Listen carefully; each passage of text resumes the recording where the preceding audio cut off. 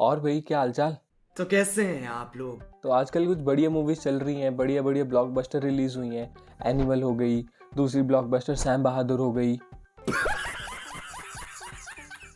हाँ मतलब ठीक है, सैम बहादुर मूवी तो एनिमल मूवी के सामने स्टैंड आउट भी नहीं कर रही है, लेकिन फिर भी आप लोग भी तो मूवीज और टीवी शोज और वेब सीरीज ये सब देखते ही होंगे। लेकिन क्या कभी ये चीज़ दिमाग में आई है कि यार ये रेटिंग होती कितनी एक्यूरेट है? नहीं।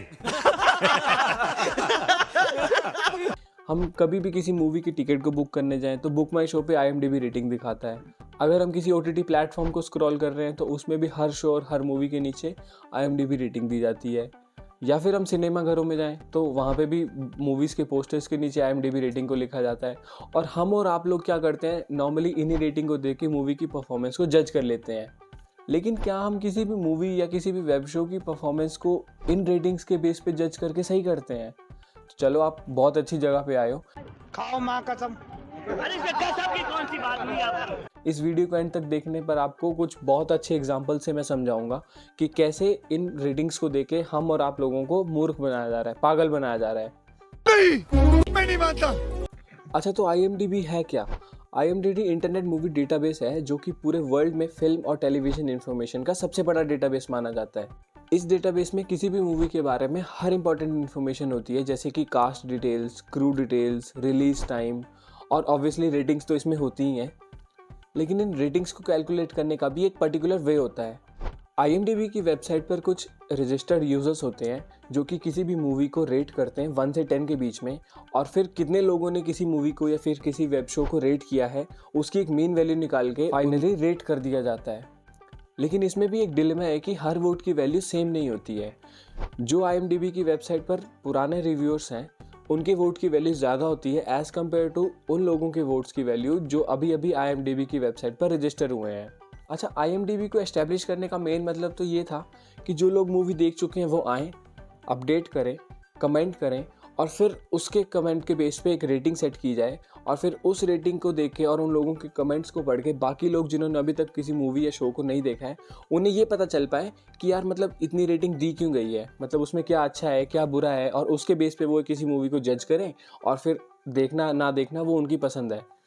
अच्छा, किसी भी मूवी की बॉक्स ऑफिस कलेक्शन और इस IMDb रेटिंग का कोई खास रिलेशन देखा नहीं गया है। ये भी हो सकता है कि किसी मूवी ने बहुत अच्छा परफॉर्म किया और उसकी रेटिंग बहुत कम है, या फिर इसका एग्जैक्ट उल्टा कि किसी मूवी ने बहुत ही बुरा परफॉर्म किया था लेकिन उसकी रेटिंग बहुत ज़्यादा है।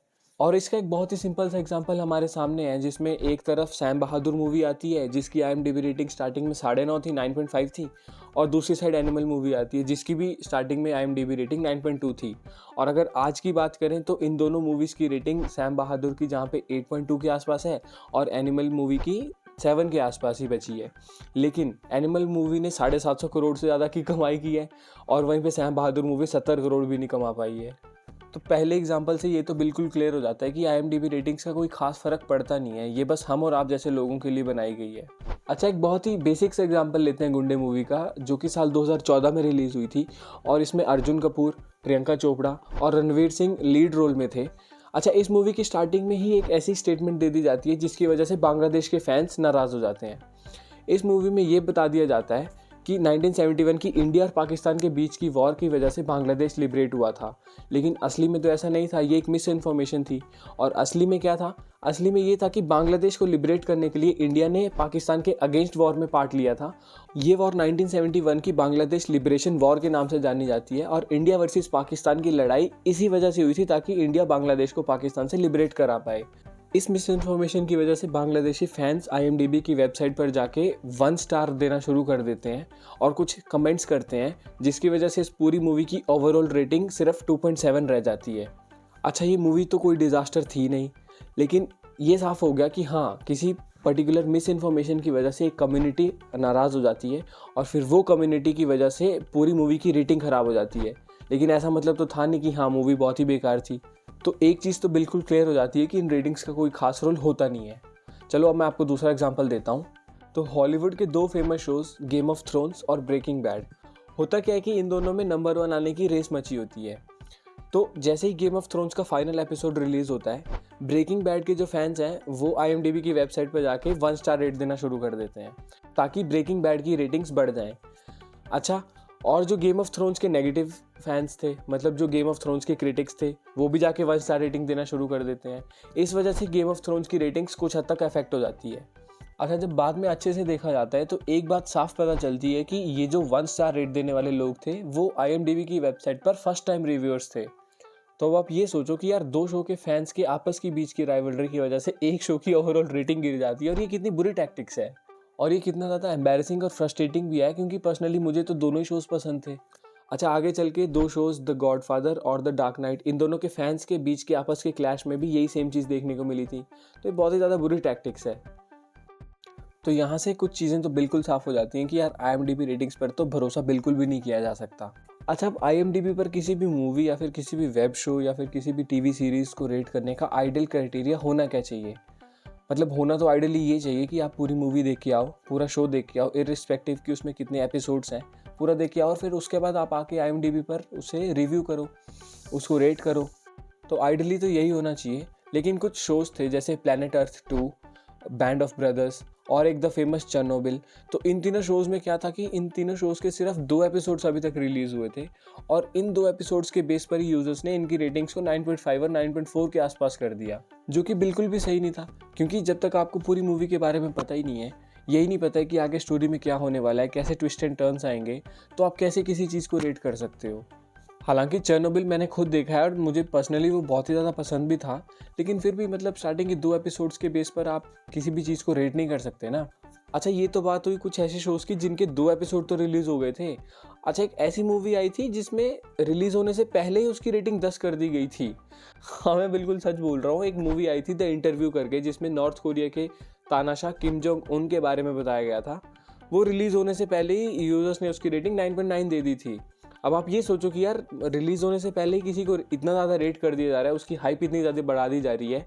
मान लो कि बाद में एक मूवी चल के फ्लॉप हो जाती है, तो बाद में लोग चल के उसे नेगेटिव रिव्यू करेंगे, उसमें कम रेटिंग देंगे। तो जिसकी पहले से 10 रेटिंग है और बाद में कुछ लोग उसे 5 रेटिंग दें, तो 10 और 5 के बीच अगर मीन भी निकाला जाए तो उसकी रेटिंग 7.5 और 8 के बीच रहेगी, जो कि वो मूवी बिल्कुल भी डिज़र्व नहीं करती है। तो इसलिए भी हम IMDb रेटिंग्स पर बिल्कुल भी ट्रस्ट नहीं कर सकते हैं। अच्छा, अब जो मैं एग्जांपल देने जा रहा हूँ ये बहुत ही ज़्यादा प्रैक्टिकल एग्जांपल है, इससे आपको बहुत सारी चीज़ें आराम से समझ में आ जाएंगी। मानो कि ये 2 मूवीज़ हैं, ये मूवी A है और ये मूवी B है। इस मूवी को 5 लाख लोगों ने रिव्यू किया है और इसकी रेटिंग्स आज 7.6 है। दूसरी मूवी B, इसको 12 लाख लोगों ने देखा है और इसकी रेटिंग आज 7.6 है।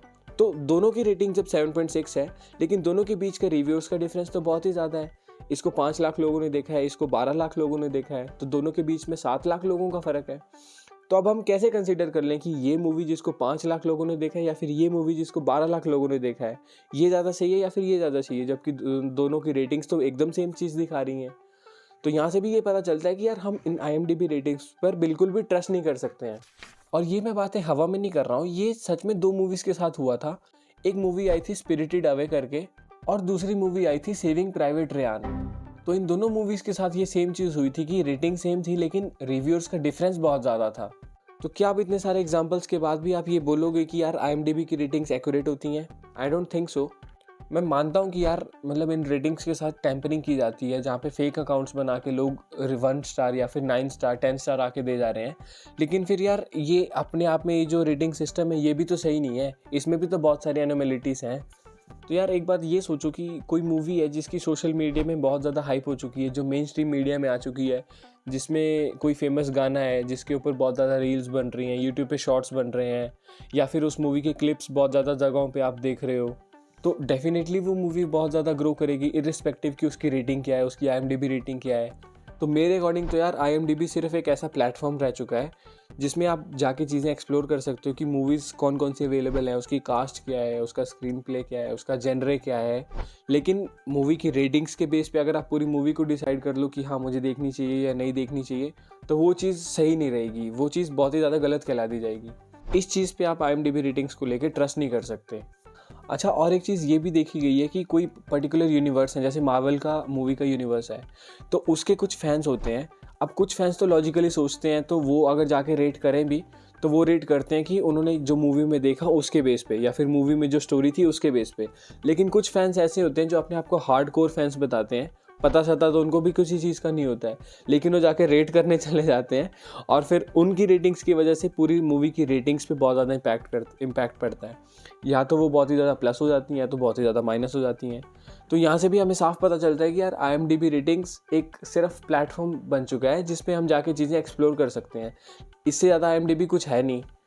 तो अगर आपने वीडियो अभी तक पूरी देखी है तो आपको ये तो पता चल चुका होगा, मतलब मेरे एग्जांपल्स उतने ज़्यादा तो कन्विंसिंग होंगे कि आप ये समझ जाओ कि IMDb रेटिंग्स कुछ खास फ़र्क डालती नहीं है मूवी की परफॉर्मेंस पे, और इन पे हम ब्लाइंडली ट्रस्ट भी नहीं कर सकते।